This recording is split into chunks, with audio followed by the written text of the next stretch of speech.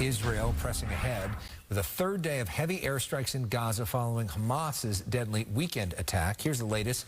Israeli death toll now risen to nearly 1,000. 680 Palestinians, many of them civilians, are dead. President Biden says at least Americans are among the dead. Militants have reportedly taken 130 hostages, including an unknown number of Americans. Hamas has pledged to kill hostages without warning if Israel targets civilians in Gaza. Major airlines, American, United, Delta, all suspended flights into and out of Israel. Los Angeles is home to the second largest Jewish American population in the U.S., and hundreds of them are showing up at rallies tonight. One of those happening right now in Beverly Hills. That's where Fox 11's Phil Schuman is live. Phil. Large horns honking on Santa Monica Boulevard, a sea of blue and white, the Israeli flags, people getting ready for a rally, a demonstration that is scheduled to begin at 5:30 today. This is one example of the huge outpouring of support for Israel here in Southern California, Alex and Christine. But there are those with different views. This is our report from driving around Southern California today. The window of BB's Bakery reflects a busy Pico Boulevard and displays both the American and Israeli flags. Inside, owner Dan Messinger is working as usual, but his mind is some 7,500 miles away in Israel.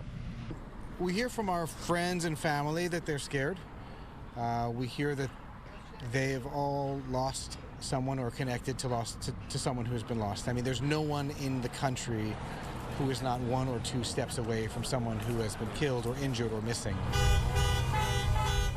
After New York City, the largest Jewish American population in the country is in the greater LA area with more than 500,000. So it's understood that when there's a crisis in Israel, there's a huge outpouring of support here.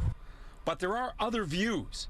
Noah Katler-Kupitz is with the If Not Now When movement, which believes Israel is practicing apartheid and wants to end U.S. support. We are calling for the U.S. to stop sending additional military aid to Israel as Israeli leaders are advocating for genocide and ethnic cleansing. We know that it's reckless for our government to be sending additional military aid that is supporting more violence on Palestinians and on Israelis. Meantime, back outside BB's Bakery, Menachem Cunin and his family. The Cunins have a long tradition of service. Obviously, we are praying for them, and it is scary. Menachem's grandfather, a well-known Chabad rabbi, Shlomo Cunin, here in the corner of the screen this morning, saying prayers via Zoom with an American-born soldier now in Israel, deployed to the fighting today, a friend of Menachem's. We have to strengthen each other, unify each other, and make every person could do that little bit of light to get rid of all the darkness in the world. That include the Palestinians? This is everyone should be trying to do what's good for peace in the world.